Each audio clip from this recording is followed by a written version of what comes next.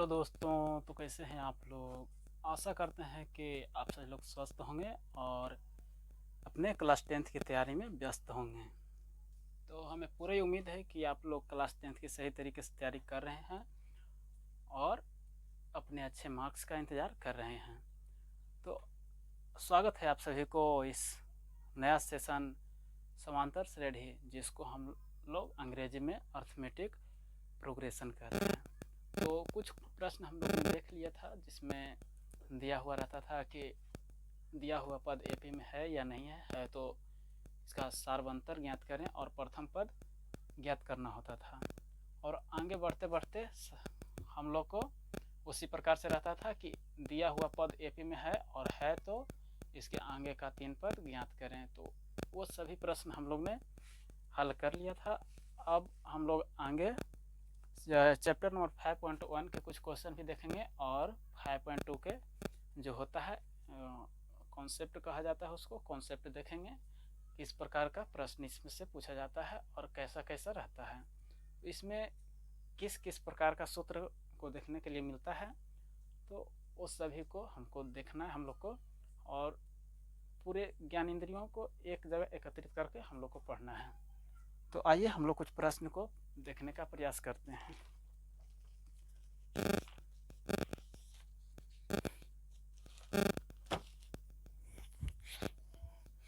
तो पीछे के प्रश्न में हम लोग ने देखा था कि यहाँ पर आता था √2, √8 और √18, √32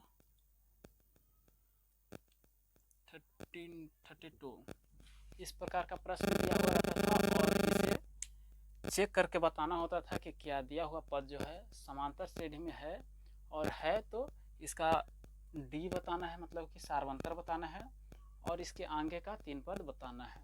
वह क्या होगा, तो हम लोग इसे सॉल्व करने का प्रयास करते हैं और देखते हैं कि क्या यह दिया हुआ प्रश्न एपी में है। तो एपी में चेक करने के लिए यहाँ पर √2 है, √8 है और √18 है, और यहाँ पर √32 है। तो इसे सबसे पहले देखना होगा कि क्या ये सभी लोग सीधा भाषा में आ सकता है, सीधा हो सकता है। अभी तो यह टेढ़ा है, यहाँ पर इस प्रकार से टेढ़ा लगा हुआ है ना, तो ये अभी बहुत टेढ़ा है। इसे देखते हैं कि प्रयास करके देखते हैं क्या ये सीधा हो सकता है, मतलब कि एक पूर्ण संख्या के रूप में आ सकता है या प्राकृत संख्या के रूप में। तो यहाँ पर √2 है, तो √2 को तो किसी भी प्रकार से हम लोग वर्ग नहीं कर सकते हैं, वर्गमूल नहीं निकाल सकते हैं। लेकिन यहाँ पर जो 8 है, 8 को हम लोग इस प्रकार से लिख सकते हैं, √2 गुना 2 और गुना 2, इस प्रकार से निकाल सकते हैं। तो हमें क्लास 8 से ही पढ़ा दिया जाता है, 6 क्लास से पढ़ा दिया जाता है कि वर्गमूल में यदि रूट के अंदर 2 रहता है, 2 को संख्या एक साथ रहता है और गुना में रहता है, तो वह 1 निकल जाता है बाहर, और 3 की संख्या में रहता है तो 2 को के बराबर में 1 को बाहर निकल जाता है और 1 अंदर ही रह जाता है। तो इस प्रकार से √8 का मान हम लोग का 2√2 आता है। तो यहाँ पर 2√2, और इसी प्रकार से हम लोग 18 को भी लिख सकते हैं। जैसे कि यहाँ पर √18 और 18 को गुणनखंड करते हैं इस प्रकार से, तो पहले 2 से 9 बार में, फिर 3 से 3 बार में। तो इस प्रकार से यदि √2 गुना में 3 और गुना में 3 करते हैं, तो यहाँ पर जो 3 है 2 की संख्या में वर्गमूल के अंदर है, रूट के अंदर है, तो इससे हम लोग 1 3 निकाल कर बाहर ला सकते हैं और √2 को अंदर रख सकते हैं। तो इस प्रकार से हमारा √18 का जो मान आया 3√2 आ गया।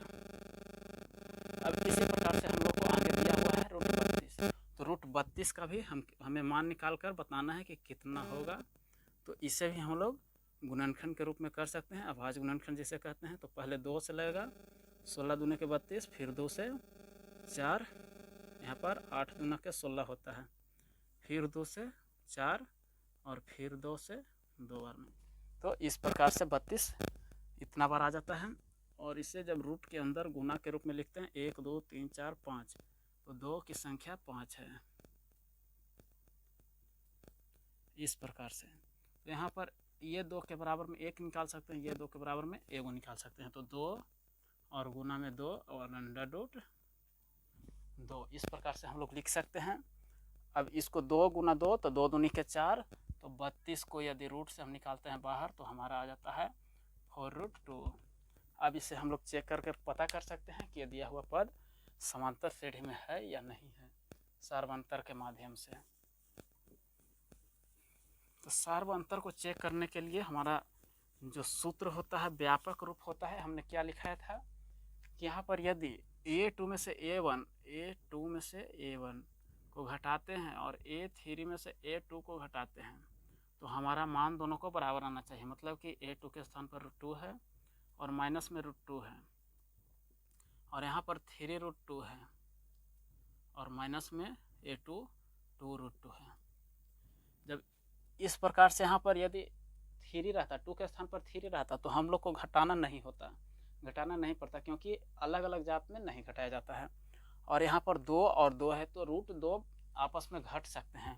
तो यहाँ पर 2 को रूट है और यहाँ पर 1 √2 है, तो यहाँ पर 2 √2 में से हम 1 रूट को घटा सकते हैं, तो यहाँ पर आ जाएगा √2। और इसी प्रकार से यहाँ पर 3 में से यदि 1 को घटाते हैं तो 1 √2, मतलब कि √2 हम लिख सकते हैं। तो इस प्रकार से यहाँ पर दोनों का मान बराबर आ गया है। तो ये AP में है, AP में है, और इसका जो सार्वंतर होता है, सार्वंतर हमारा √2 इस प्रकार से आ गया है। अब इसी प्रकार से हमें 3 पद आगे निकालना होता है, तो 3 पद आगे भी निकाल सकते हैं। तो यहाँ पर A1 A2 A3 A4 दिया हुआ है।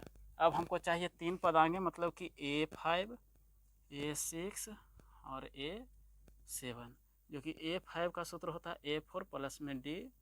A6 को हम निकाल सकते हैं A5 प्लस में D, और इसी प्रकार से A7 निकालने के लिए A6 प्लस में D, इस प्रकार से निकाल सकते हैं। तो यहाँ पर A4 का जो मान है हमारा 4√2 है, यहाँ पर 4√2, और प्लस में D का जो मान है हमारा √2 आया है, √2। इसी प्रकार से पहले A5 को निकालना होगा, तो 4√2 और √2 दोनों को एक साथ जोड़ेंगे तो 5√2, और इसी प्रकार से यहाँ पर A5 आ गया तो हम लोग A6 को भी आसानी से निकाल सकते हैं।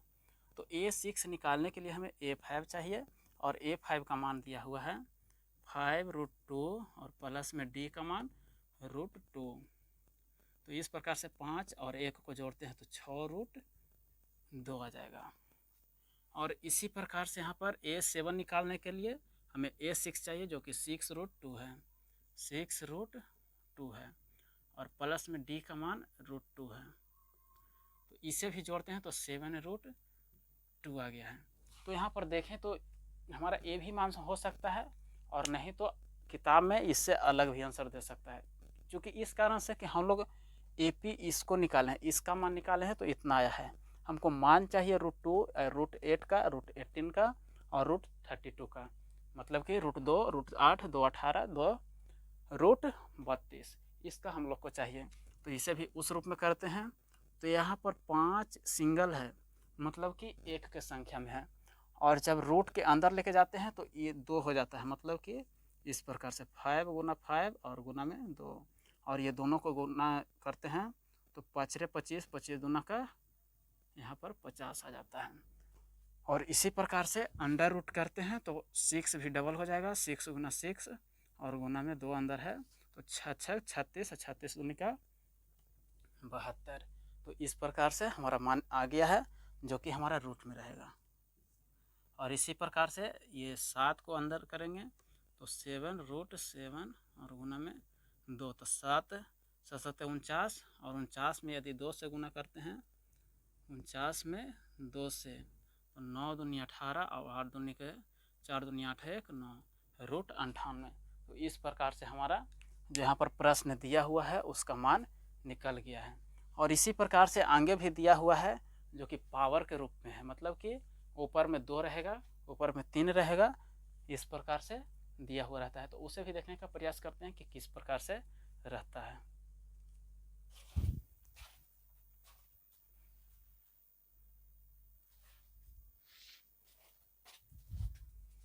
तो हमारा AP जो पूरा 3 को हम लोग निकाले हैं उसका मान हम लोग यहाँ पर लिख सकते हैं।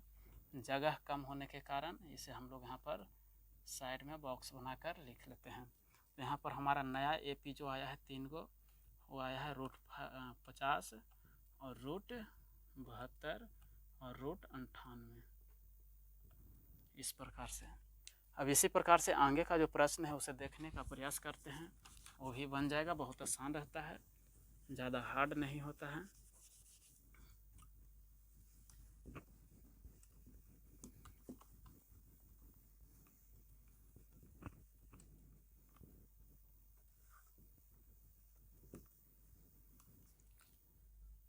तो यहाँ पर आगे के प्रश्न में लिखा हुआ है 1 का पावर 2, फिर 3 का पावर 2, 5 का पावर 2 और 7 का पावर 2, इसके इसी प्रकार से आगे भी।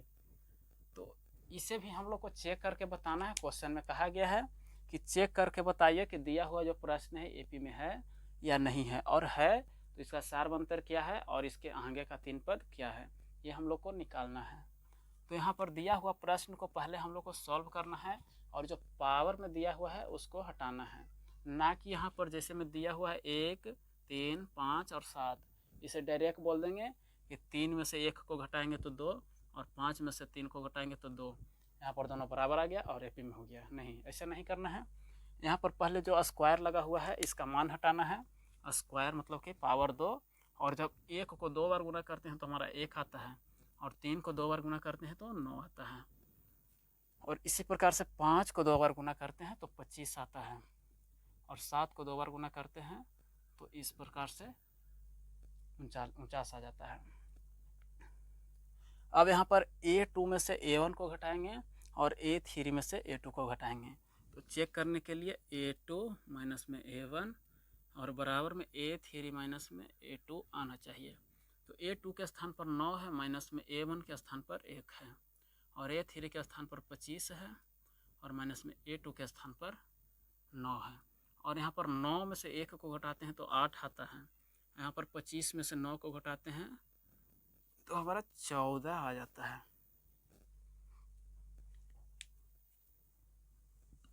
जब 25 में से 9 को घटाते हैं तो 16 आ जाता है। तो इस प्रकार से यहाँ पर 8 आ गया, यहाँ पर 16 आ गया, जो कि दोनों तरफ हमारा बराबर नहीं है। तो 8 9 इज इक्वल टू 16, इस प्रकार से ये हमारा AP में नहीं है। इस प्रकार से नहीं, दिया हुआ पद AP में नहीं है। और इसी प्रकार से आगे भी स्क्वायर के रूप में है, उसे भी देखने का प्रयास करते हैं। ऐसा क्या सभी में हो सकता है कि ये तो 1 का स्क्वायर है, 3 का स्क्वायर है, 5 का स्क्वायर है, 7 का स्क्वायर है, तो AP में नहीं है। क्या इसके स्थान पर अंक चेंज भी कर देंगे तो सेम इसी प्रकार से हो जाएगा, और हम लोग डायरेक्ट नहीं लिख सकते हैं कि नहीं AP में नहीं है। तो इसे पहले हम लोग चेक करना होगा कि दिया हुआ पद सही में AP में है या नहीं है। रहेगा तो है और नहीं रहेगा तो नहीं है। तो फिर से एक प्रश्न हम लोग देखने का प्रयास करते हैं एग्जाम्पल के रूप में। तो जैसे कि यहाँ लिखा हुआ है 1 का स्क्वायर, 5 का स्क्वायर, 7 का स्क्वायर, फिर 73, इस प्रकार से दिया हुआ है। तो इसे भी हम लोग चेक करके ही बता सकते हैं कि दिया हुआ पद AP में है या नहीं है। नहीं रहेगा तो नहीं है, और रहेगा तो है, और सार्वंतर बता सकते हैं, और आगे का भी 3 पद निकाल सकते हैं। और नहीं रहने पर हमको पता ही नहीं रहेगा कि D का मान कितना है, तो कितना ऐसी जोड़ कर निकाल सकते हैं, तो ये सब नहीं हो सकता है। तो यहाँ पर दिया हुआ है 1 का स्क्वायर, तो फिर उसी प्रकार से हम लोग को पावर 2 है उसको हटाना होगा। तो 1 का स्क्वायर है, उसको हम लोग 1 को 2 बार गुना करेंगे तो भी 1 आएगा, और जब 5 को 2 बार करते हैं तो 25 आता है, 7 को 2 बार करते हैं तो 49 आता है, और 73 का पावर नहीं है तो इससे हम 73 आ जाएगा। इस प्रकार से हम लोग इसे बना सकते हैं। और अब इसे चेक करके बताना है कि दिया हुआ पद AP में है या नहीं है। तो फिर से सेम सूत्र लगाएंगे, A2 माइनस में A1 और बराबर में A3 माइनस में A2, और यहाँ पर A2 के स्थान पर 25 है, माइनस में A1 के स्थान पर 1 है, A3 के स्थान पर 49 है, और माइनस में A2 के स्थान पर 25 है। इस प्रकार से 25 में से हम लोग 1 को घटाते हैं तो 24 आता है, और 49 में से 25 को घटाते हैं तो भी हमारा 24 आता है। तो इस प्रकार से जो हम लोग निकाले हैं ये थ्योरी के अनुसार, तो हमारा दोनों तरफ बराबर हो गया, LHS बराबर में RHS, 24 इज इक्वल टू 24। यहाँ पर लिख सकते हैं कि हाँ AP में है, और AP में है तो सार मंतर भी हम लोग बता सकते हैं कि कितना होगा। तो सार मंतर के रूप में यही आ जाता है 24। अब इसी प्रकार से हम लोग आगे भी निकाल सकते हैं। तो A1 A2 A3 A4 दिया हुआ है, A5 निकालना है, A6 निकालना है, और इसी प्रकार से A7 निकालना है। तो A5 निकालने के लिए पहले A4 चाहिए और प्लस में D चाहिए, A6 निकालने के लिए A5 चाहिए और प्लस में D चाहिए, और A7 निकालने के लिए A6 और प्लस में D चाहिए। इस प्रकार से निकाल सकते हैं। तो A4 का मान हम लोग को 73 दिया हुआ है, 73 और प्लस में D का मान 24 दिया हुआ है। यदि दोनों को ऐड करते हैं तो 4 3 7 हो जाता है और 7 2 9 आ जाता है। तो A5 हमारा 97 आ जाता है। और इसी प्रकार से A6 निकालने के लिए A5 चाहिए और D चाहिए। तो A5 हमारा 97 आ गया है, तो 97 लिख देंगे और प्लस में D का मान 24 है। तो ये दोनों को ऐड करेंगे तो 7 4 11 हो जाता है, 9 2 11 1 12। इस प्रकार से 121 आ जाएगा। और इसी प्रकार से A7 निकालने के लिए A6 चाहिए और प्लस में D। A6 का मान 121 है और प्लस में D का मान 24 है। और ये दोनों को ऐड करते हैं तो पहले 4 1 5 आ जाता।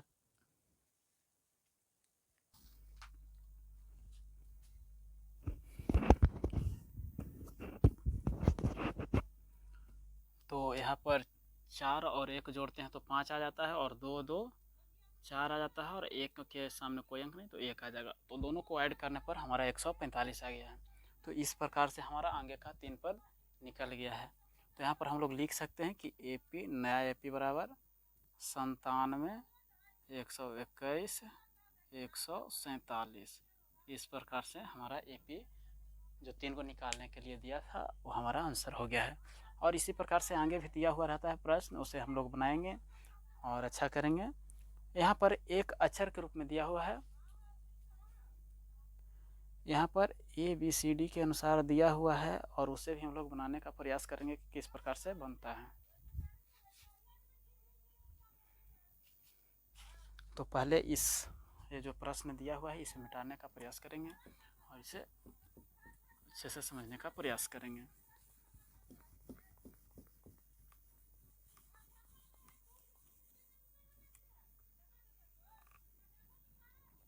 तो यहाँ पर एक प्रश्न दिया हुआ है A 2A 3A 4A, इस प्रकार से दिया हुआ है। और इसे भी हम लोग को वही सेम करना है, चेक करना है कि AP में दिया हुआ है या नहीं है, और यदि है तो इसके आगे का 3 पद निकालना है। तो इसे हम लोग चेक कर सकते हैं। तो यहाँ पर सबसे पहले समझ लेते हैं कि यहाँ पर 2A का मतलब क्या होता है, और यहाँ पर A स्क्वायर का मतलब क्या होता है। तो यहाँ पर A स्क्वायर का मतलब आप सभी को पिछले बार ही बताए हैं, पिछले क्वेश्चन में ही, कि यहाँ पर A के पावर 2 मतलब कि हम लोग यहाँ पर A को 2 बार लिख सकते हैं और गुना कर सकते हैं। तो इसे A स्क्वायर कह सकते हैं, मतलब कि A का पावर 2 है, इसको 2 बार गुना करना है। और 2A का मतलब यहाँ पर कोई A रहेगा, 2 रहेगा और बीच में गुना, और A का मान कुछ होगा, इस प्रकार से रहेगा। और या तो इसे एक प्रकार से और लिख सकते हैं, यहाँ पर A और प्लस में A, मतलब कि इसे भी 2 बार लिख सकते हैं, लेकिन ऐड करना है, जोड़ना है। तो यहाँ पर हम लोग को 2A है, 3A है, 4A है, और यहाँ पर A है। तो A वाला यह है 2A, तो इसे 2 गुना A कर सकते हैं, या तो A प्लस में A कर सकते हैं, तो हमारा 2A आ जाएगा। तो यहाँ पर दिया हुआ है A 2A 3A 4A। तो इसे पहले हम लोग चेक करेंगे कि किस प्रकार से है। तो चेक करने के लिए A2 माइनस में A1 बराबर में A3 और माइनस में A2, और A2 के स्थान पर 2A है और माइनस में A1 के स्थान पर A है, और A3 के स्थान पर 3A है और A2 के स्थान पर 2 है। अब यहाँ पर इसमें से इसको घटा सकते हैं, लेकिन यहाँ पर यदि लिखा रहता है A2 A3 A के पावर 3 और माइनस में A के पावर 2, तो इसे हम लोग नहीं घटा सकते हैं, क्योंकि इसका मान अलग हो जाता है, इसका मान अलग हो जाता है। तो इसके बारे में आगे हम लोग चर्चा करेंगे कि किस प्रकार से इसे भी बना सकते हैं, क्योंकि आगे का प्रश्न सेम है, इसी प्रकार से है। तो यहाँ पर 2A में से A को घटाते हैं तो हमारा A आ जाता है, और 3A में से 2A को घटाते हैं तो A आ जाता है। तो यहाँ पर दिया हुआ प्रश्न का जो हम यहाँ पर घटा के लाए हैं तो सार्वंतर हमारा बराबर है, तो ये समांतर श्रेणी में हो सकता है। और है तो हमको आगे का भी पद निकालना है। तो यहाँ पर सबसे पहले हम लोग लिख सकते हैं कि हाँ AP में है और है तो इसका सार्वंतर A है। मतलब कि किसी भी संख्या में से हम लोग A को घटा देंगे, जैसे कि A4 में से A को घटा देंगे तो हमारा A3 आ जाएगा, और A3 में से A को घटा देंगे तो हमारा A2 आ जाएगा। तो इस प्रकार से हम लोग बना सकते हैं। अब यहाँ पर हमको आगे का पद निकालना है, 3 पद और आगे। तो A1 A2 A3 A4 दिया हुआ है, A5 चाहिए।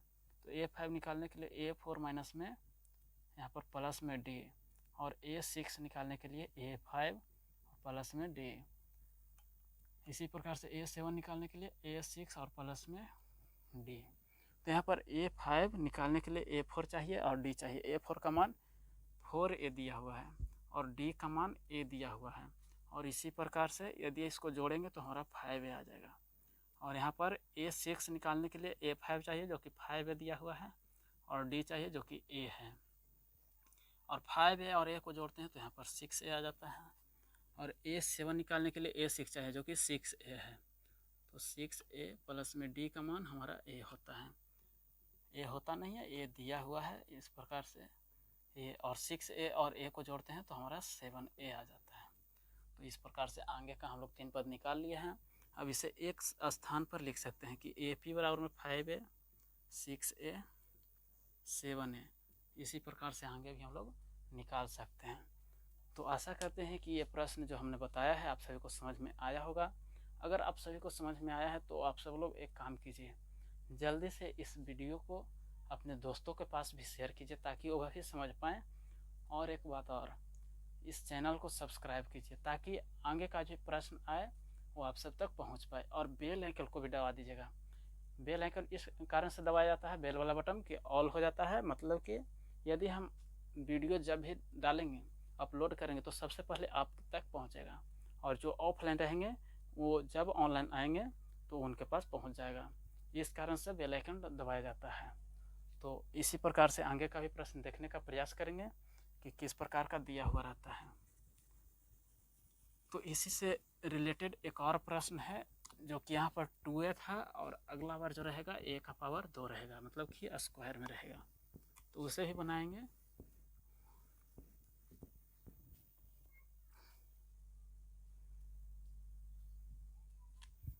यहाँ पर दिया हुआ है A का पावर 2, A का पावर 3, A का पावर 4, इसी प्रकार से आगे भी। तो यहाँ पर हम लोग किस प्रकार से इसे बनाएंगे, तो इसे भी हम लोग को चेक करना है कि दिया हुआ पद AP में है या नहीं है, और है तो इसका सार्वंतर निकालें और आगे का 3 पद निकालना है। तो यहाँ पर चेक करने के लिए सबसे पहले हमको चाहिए A2 माइनस में A1 और बराबर में A3 माइनस में A2। A2 के स्थान पर A का स्क्वायर है, और माइनस में A1 के स्थान पर A दिया हुआ है। इसी प्रकार से A3 के स्थान पर AQ दिया हुआ है, माइनस में A2 के स्थान पर A का पावर 2 दिया हुआ है। तो इसे भी बना सकते हैं। जैसे कि यहाँ पर एक आप सबको बात पता होगा कि यहाँ पर यदि लिखा हुआ रहता 4 माइनस में 2, तो इसे किस प्रकार से और लिख सकते हैं।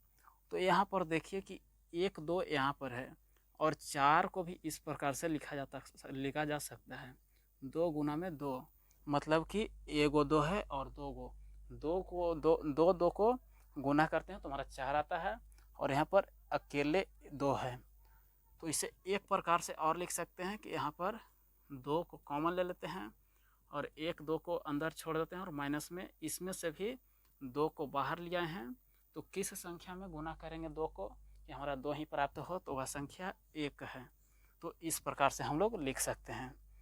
तो इसी प्रकार से यहाँ पर हमारा प्रश्न दिया हुआ है कि यहाँ पर 2 का स्क्वायर भी कर सकते हैं कि 4 होता है, तो 4 को हम लोग 2 बार 2 को गुना किए तो 4 आया था, तो 2 को बाहर निकाल लिए।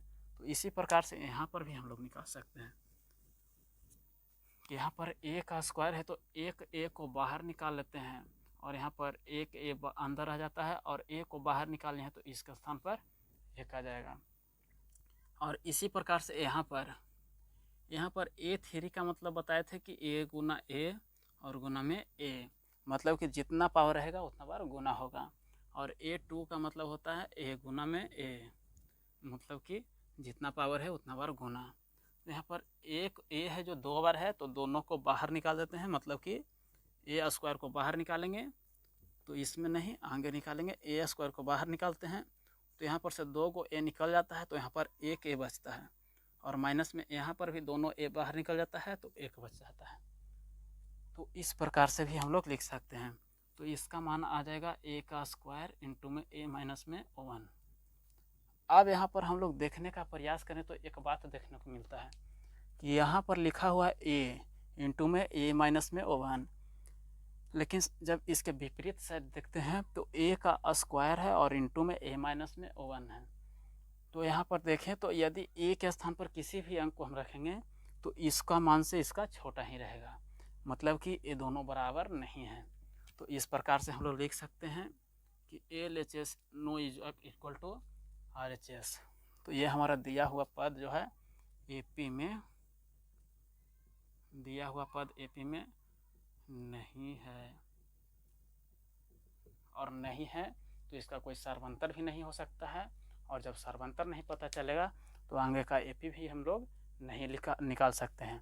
अब आगे का AP नहीं निकाल सकता, लेकिन हाँ एक बात हो सकता है कि रीजनिंग में ये क्वेश्चन आ जाए तो इसके आगे का प्रश्न हम लोग बता सकते हैं कि यहाँ पर A का पावर 1 है, A का पावर 2 हुआ है, A का पावर 3, मतलब कि हमेशा पावर में एक एक बढ़ते गया है। तो इसके आगे का 3 पद भी बता सकते हैं कि A5 होगा, A6 होगा, A7 होगा, मतलब कि एक एक बढ़ाकर हम लोग को मान बता देना है। तो ये रीजनिंग में हो सकता है, लेकिन यहाँ पर समांतर श्रेणी में नहीं होगा, किसी भी हालत में नहीं होगा। तो इसी प्रकार से हमारा 5.1 होता है जो समाप्त हो जाता है। समाप्त होते होते आप सभी को एक प्रश्न देते हैं, उसको आप लोग कमेंट में बनाइए और कमेंट में बताइए कि इसका सारवंतर क्या होगा। आगे का 3 पद अगर संभव हो तो बनाइए, अगर लिखने का जो तरीका है आप लोग लिख सकते हैं कमेंट में तो लिखिए, नहीं तो हमारा खाली सारवंतर, जो केवल सारवंतर होता है वो बताइए कि किस प्रकार से आएगा। तो इसमें से हम आप सभी को एक प्रश्न देते हैं A से W के रूप में, मतलब अपने घर पर बैठिए, अभी देख रहे होंगे चलते फिरते, लेकिन अपने एक निश्चित स्थान पर बैठिए और इस प्रश्न को बनाकर बताइए कि इसमें D क्या है। इसका D क्या है, और यदि D भी है तो इसका प्रथम पद बताना है और इसके आगे का 3 पद बताना है। हाँ, यहाँ पर बताना है इस प्रकार से कि प्रथम पद मतलब कि A1, तो A1 मोबाइल में इस प्रकार से लिखेगा, तो A1 बराबर जितना होगा वो बताना है और D के रूप में जितना होगा वो बताना है। और इसी प्रकार से EP बराबर देने का भी ऑप्शन आता है, तो इस प्रकार से बताना है आप सभी को। अब आगे हम लोग चैप्टर नंबर 5.2 का कॉन्सेप्ट देखने वाले हैं कि किस प्रकार से उसमें रहता है। और इसी प्रकार से हमारा जो 5.1 होता है, 5.1 उसका पूरा कॉन्सेप्ट से लेकर प्रश्न तक हो जाता है द एंड। मतलब कि जब फिल्म हम लोग देखते हैं तो उसमें एक आता है सबसे लास्ट में कि द एंड, इसका मतलब क्या होता है। तो द एंड का मतलब होता है, एंड मतलब समाप्त हो जाना, मतलब कि ये जो प्रश्न है हम लोग ने सही तरीके से अध्ययन कर लिया है और इसी प्रकार से इसे ख़त्म कर दिए हैं। तो अब हम लोग 5.2 का कॉन्सेप्ट देखेंगे कि किस प्रकार का रहेगा।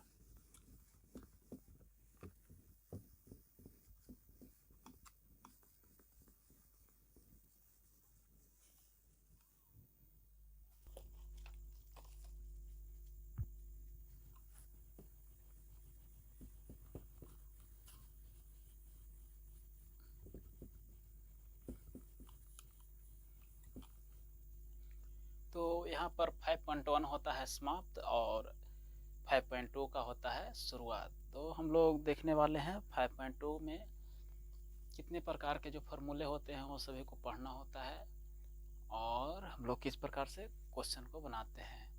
तो उस 5.1 में था हम लोग को चेक करने के लिए कि समांतर श्रेणी में है या नहीं है। अब समांतर श्रेणी में दिया हुआ रहेगा और हम लोग से पूछेगा कि इसका 8वां पद बताइए, 10वां पद बताइए। मतलब कि इसे शॉर्ट तरीका से हम लोग कह सकते हैं कि nवां पद बताइए। जैसे कि हम लोग किसी भी मान को निकालने के लिए x मान लेते हैं कि x का मान क्या होगा, तो उसी प्रकार से यहाँ पर पूछा जाएगा को n का मान क्या होगा। मतलब कि समांतर श्रेणी में दिया हुआ रहेगा और पूछा जाएगा कि nवां पद बताएं। जैसे मैं उससे पहले आप सभी को एक बात याद दिला दूं कि अभी अभी हमने बताया कि यहाँ पर पहला पद क्या होता है, पहला पद क्या होता है, दूसरा पद क्या होता है, इसी प्रकार से तीसरा पद क्या होता है और चौथा पद क्या होता है, चौथा पद क्या होता है। तो ये आप सभी को जब 5.1 हमने कॉन्सेप्ट बताया था उसी वीडियो में आप सभी को बता दिए थे कि पहला पद किस प्रकार से बना सकते हैं, दूसरा पद किस प्रकार से बना सकते हैं, तीसरा पद किस प्रकार से निकाल सकते हैं और चौथा पद इसी प्रकार से आगे भी निकाल सकते हैं। तो सबसे पहले हमारा पहला जो पद होता है वो ए होता है, मतलब कि ए का मान प्रथम पद होता है और इसको A1 लिख सकते हैं और दूसरा को कह सकते हैं कि A2 है। मतलब ए को पहला पद कहेंगे और A2 को दूसरा पद। इसी प्रकार से आगे A3 को तीसरा पद कहेंगे और A4 को चौथा पद कहेंगे। तो इस प्रकार से हम लोग पहला पद, दूसरा पद और तीसरा चौथा पद को दर्शा सकते हैं। और इसी प्रकार से A1 का जो सूत्र होता है क्या होता है, मतलब कि हम पहला पद किस प्रकार से निकाल सकते हैं। तो पहला पद का मतलब तो ये अकेले होता है।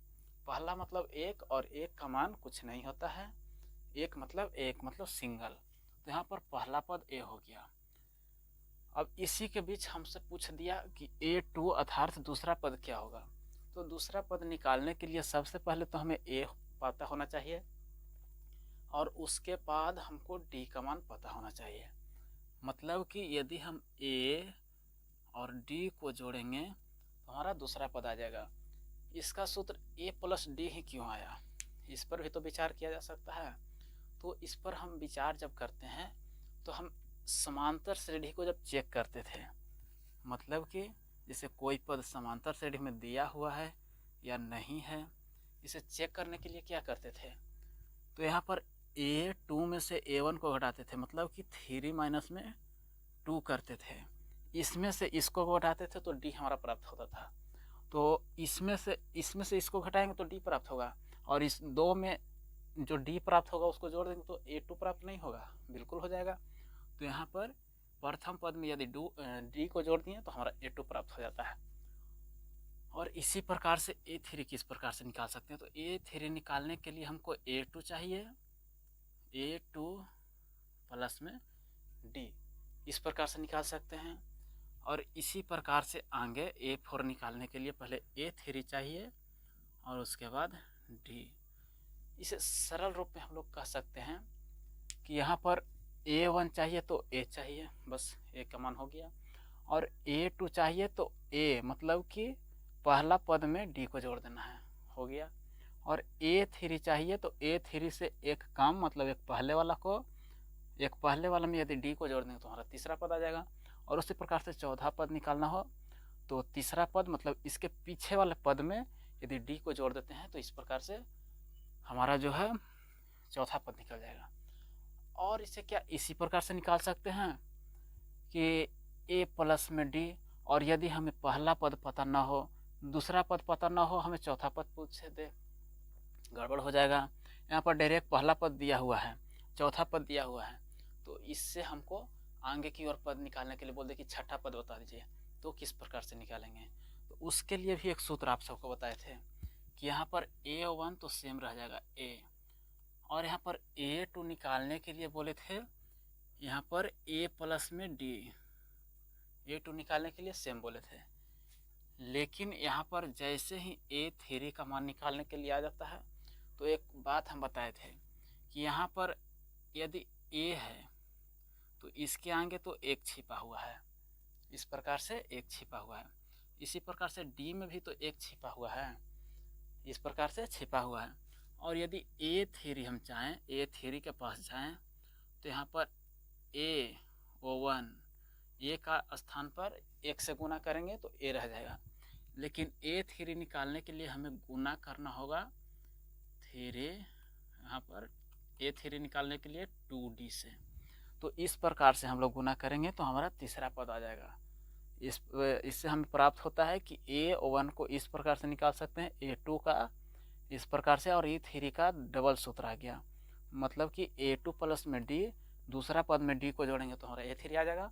और उसी प्रकार से यहाँ पर A का मान हो और D का मान हो तो डायरेक्ट हम लोग A प्लस में 2D करके भी निकाल सकते हैं।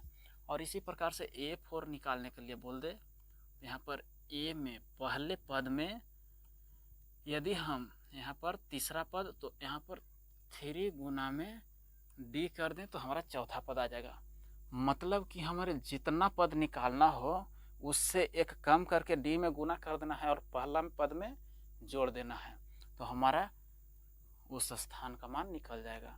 तो इसे हम लोग किस प्रकार से समझेंगे, हमें प्रश्न किस प्रकार से पूछे जाएंगे। तो प्रश्न पर थोड़ा सा ध्यान दे लेते हैं कि किस प्रकार का प्रश्न आते हैं।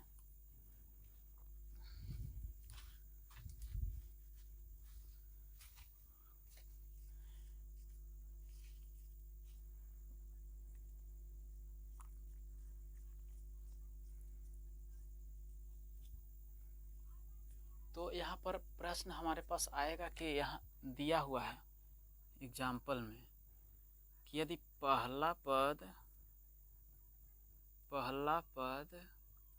हमारा 5 है और सार्व अंतर जो होता है वो हमारा 4 है, तो इस प्रकार से हमें पांचवा पद निकाल कर बताएं। पांचवा पद अभी छोड़ दीजिए, अभी हमको तीसरा पद निकाल कर बताएं। तीसरा पद निकाल कर बताएं कि तीसरा पद क्या होगा। तो यहाँ पर पहला पद दिया हुआ है और सार्व अंतर दिया हुआ है और इसके सहायता से हमें तीसरा पद निकालने के लिए बोला जा रहा है। तो इसे हम किस प्रकार से निकाल सकते हैं। तो यहाँ पर अभी हम बताएं कि तीसरा पद निकालने के लिए एक तो फॉर्मूला होता है A2 और प्लस में D।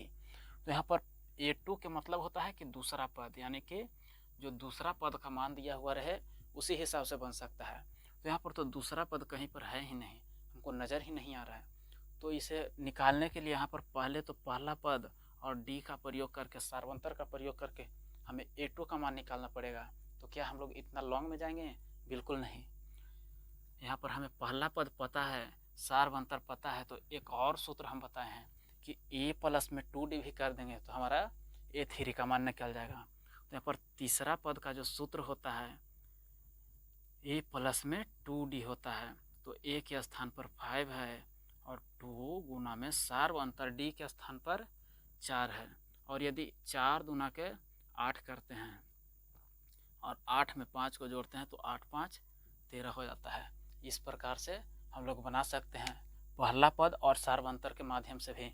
अब आप सभी से एक प्रश्न पूछते हैं कि इसी प्रकार से हमारा चौथा पद क्या होगा। चौथा पद क्या होगा, हमें चौथा पद बताइए कि इसके माध्यम से किस प्रकार से बना सकते हैं। तो अब चौथा पद निकालने के लिए हमारे पास दो तरीके आ गए हैं। पहला तो यहाँ पर A3 प्लस में D, क्योंकि हमारा तीसरा पद का मान पता चल गया है कि 13 है और D का मान भी हमें पता है कि 4 है, तो इसका प्रयोग करके हम लोग निकाल सकते हैं चौथा पद। और नहीं तो यहाँ पर A प्लस में 3D भी करके निकाल सकते हैं। तो आशा करते हैं कि ये प्रश्न आप सभी को एग्जाम्पल समझ में आया है। अब हम लोग इसी पर थोड़ा सा क्वेश्चन बनाने का प्रयास करते हैं कि कैसा क्वेश्चन दिया रहता है। तो और एक उदाहरण लेके हम लोग बनाते हैं कि कैसा कैसा रहता है।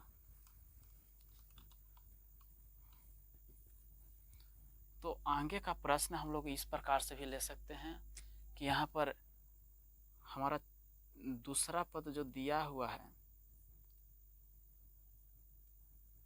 दूसरा पद दिया हुआ है जो कि 8 है और D का हमारा मान दिया हुआ है, D का जो मान दिया हुआ है वह 5 है। जो D का मान दिया हुआ है वह 5 है, और इससे भी छोटा हम लोग ले सकते हैं कि डी का मान जो है 3 है। तो इससे हमें घटा कर पूछेगा कि पहला पद क्या होगा। थोड़े ना कोई ज़रूरत है, कोई ज़रूरी है कि पहला पद दिया रहेगा और आगे का ही पद पूछ दे। आगे का पद दिया हो रहेगा और पीछे का पद पूछ दे तो हम किस प्रकार से निकालेंगे। तो ये भी हम लोग आसान तरीके से निकालेंगे, क्योंकि यहाँ पर पहला पद पूछ रहा है। तो दूसरा पद निकालने के लिए हमारे पास दो फार्मूला यहाँ पर है, दोनों फार्मूला सेम है।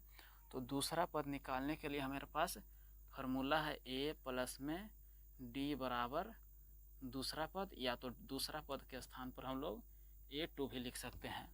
तो a2 का हमारा मान 8 दिया हुआ है और यहाँ पर d का मान दिया हुआ है जो 3 है और a का मान हमसे पूछा गया है। तो इस प्रकार से हम लोग कर सकते हैं। अब इस जो 3 है ये बराबर के बाएं साइड प्लस में है और दाएं साइड जाएगा तो यह माइनस में हो जाएगा। तो a का मान यदि 8 में से 3 को घटाते हैं तो 5 आ जाता है। इस प्रकार से हम लोग दूसरा पद में से भी d का मान घटाकर पहला पद निकाल सकते हैं। और इसी प्रकार से थोड़ा सा हाई लेवल पर भी जा सकते हैं। जैसे कि हमारे पास दिया हो रहेगा कि a5 दिया हुआ है, a4 निकाल दीजिए, a3 निकाल दीजिए, और इसी प्रकार से d का भी मान दिया हो रहेगा। तो किस प्रकार से बनाएंगे, तो उसे भी थोड़ा सा समझने का प्रयास करते हैं कि किस प्रकार से बनेगा।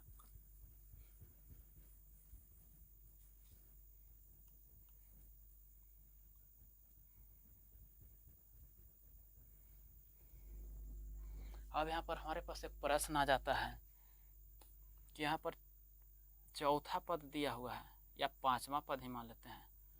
हमारे पास पांचवा पद जो दिया हुआ है, पांचवा पद हमारे पास क्वेश्चन के रूप में दिया हुआ है। पांचवा पद 10 दिया हुआ है और तीसरा पद हमारे पास 6 दिया हुआ है। तो ये दोनों के मदद से हमें d का मान बताना है और साथ ही साथ हमें प्रथम पद भी बताना है। ये दोनों का मदद से हम लोग पहला पद और सार्वंतर निकाल सकते हैं या नहीं निकाल सकते हैं। तो ये भी हम लोग आसानी तरीके से निकाल सकते हैं। इसका कॉन्सेप्ट होता है, यहाँ पर पांचवा पद निकालने के लिए पहले समझना होगा कि चौथा पद किस प्रकार से निकाले थे। तो यहाँ पर चौथा पद निकालने के लिए एक तो सूत्र होता है a3 माइनस a3 और प्लस में d, मतलब कि हमें तीसरा पद पता होना चाहिए, उसके बाद d का मान पता होना चाहिए। और एक सूत्र होता है a प्लस में 3 इंटू d, मतलब कि पहला पद प्लस में 3 गुना में d। तो हम लोग पहले इस सूत्र से चल देते हैं। तो यहाँ पर पांचवा पद निकालने के लिए हमें चाहिए, यहाँ पर चौथा पद निकालने के लिए 3, मतलब कि एक कम से गुना किया गया है d में। तो यहाँ पर यदि प्रथम पद में हम चौथा पद और गुना में d कर दें और बराबर में 10, तो हमारा पांचवा पद निकल सकता है। और इसी प्रकार से यहाँ पर तीसरा पद दिया हुआ है, जो कि तीसरा पद का एक फॉर्मूला होता है a प्लस में 2d और बराबर में 6। तो इस प्रकार से हम लोग निकाल सकते हैं। तो इसे हम लोग समीकरण 1 मान लें और इसे समीकरण 2। इस प्रकार से समीकरण मानकर अब दोनों को जोड़ते हैं। समीकरण 1 और प्लस में समीकरण 2। जोड़ने पर नहीं, यहाँ पर हम लोग घटाएंगे तो आंसर निकलेगा, क्योंकि यहाँ पर हमारे पास प्लस है और दोनों में प्लस है, तो यहाँ पर हमको घटाना होगा। तो यहाँ पर समीकरण 2। और जब हम लोग जोड़ते हैं तो हमारे पास चिन्ह का कोई परिवर्तन नहीं होता है, और घटाते हैं तो चिन्ह दोनों का चेंज हो जाता है। जैसे कि यहाँ पर समीकरण 1 में लिखा हुआ है a प्लस में 4d और बराबर में 10, और समीकरण 2 में दिया हुआ है a प्लस में 2d और बराबर में 6। तो यहाँ पर हमको घटाव करना है, तो घटाव में जहाँ पर प्लस है वहाँ पर माइनस करना होगा और जहाँ पर माइनस है वहाँ पर प्लस करना होगा। तो यहाँ पर प्लस में a है और माइनस में है, तो दोनों से दोनों खत्म हो जाएगा। और यहाँ पर 4 में से यदि 2 को घटाते हैं तो हमें 2d प्राप्त होता है, और 10 में से 6 को घटाते हैं तो हमें 4 प्राप्त होता है। और इस प्रकार से बराबर के बाएं साइड गुना में रहता है और दाएं साइड जाता है तो भागा में चल जाता है। तो 2 से 4 हमारे पास 2 बार में कट जाएगा, तो d का जो मान होता है हमें 2 प्राप्त होता है। और इसी प्रकार से हमें समीकरण 1 या समीकरण 2 में रखकर हम लोग A1 का भी मान निकाल सकते हैं। यहाँ पर D का मान निकल गया है, तो हमें D का मान निकालने का प्रयास करते हैं। तो यहाँ पर समीकरण लिखना पड़ेगा कि समीकरण 2 में D का मान रखने पर, D का मान रखने पर यदि समीकरण 2 में हम लोग D का मान रखते हैं तो A का स्थान पर सेम रह जाएगा और 2 गुना में D के स्थान पर 2 आ जाएगा बराबर में 6।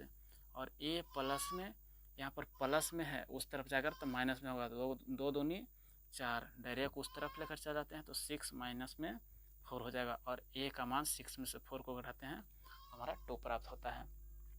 और हमसे बोला भी गया था कि हमें प्रथम पद चाहिए और D का मान चाहिए, जो कि प्रथम पद A1 आ गया है, A1 बराबर 2 और D का मान हमारे पास भी 2 है। तो इस प्रकार से हम लोग बना सकते हैं। अब थोड़ा सा एक और आप सभी को कॉन्सेप्ट बताना ज़रूरी है, वो मेन पॉइंट है और उसे याद रखना हमेशा के लिए ज़रूरत होता है, क्योंकि उस फार्मूला से ही हमारे पास 1 नंबर का क्वेश्चन ज़रूर आ जाता है।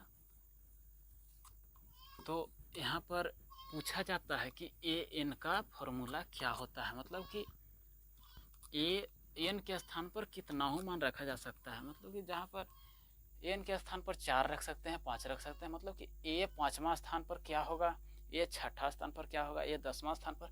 इस प्रकार से प्रश्न पूछे जाते हैं बिल्कुल आसान तरीके से। तो इसका सटीक और जवाब हो सकता है कि an का फॉर्मूला होगा a प्लस में an माइनस में a प्लस में an माइनस 1 इंटू डी। मतलब कि जो an का मान पूछा जाएगा, जैसे कि हमारे पास पूछा जाएगा कि 20वां पद क्या होगा, 30वां पद क्या होगा, इस प्रकार से। तो यहाँ पर an के जगह पर 20 रख देंगे और प्लस में a प्लस n के स्थान पर 20 और माइनस 1, इस प्रकार से हम लोग बनाएंगे।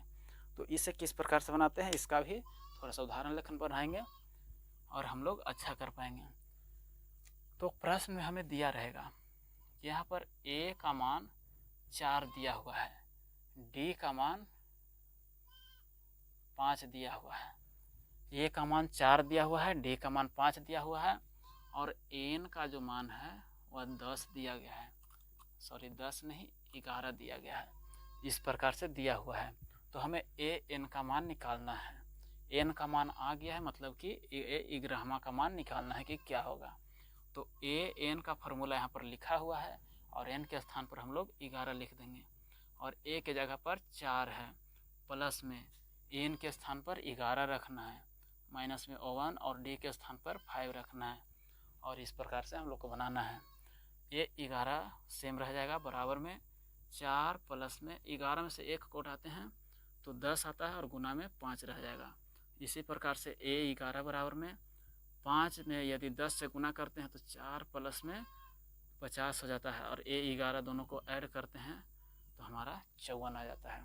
तो इस प्रकार से इस फॉर्मूला का हम लोग प्रयोग कर सकते हैं।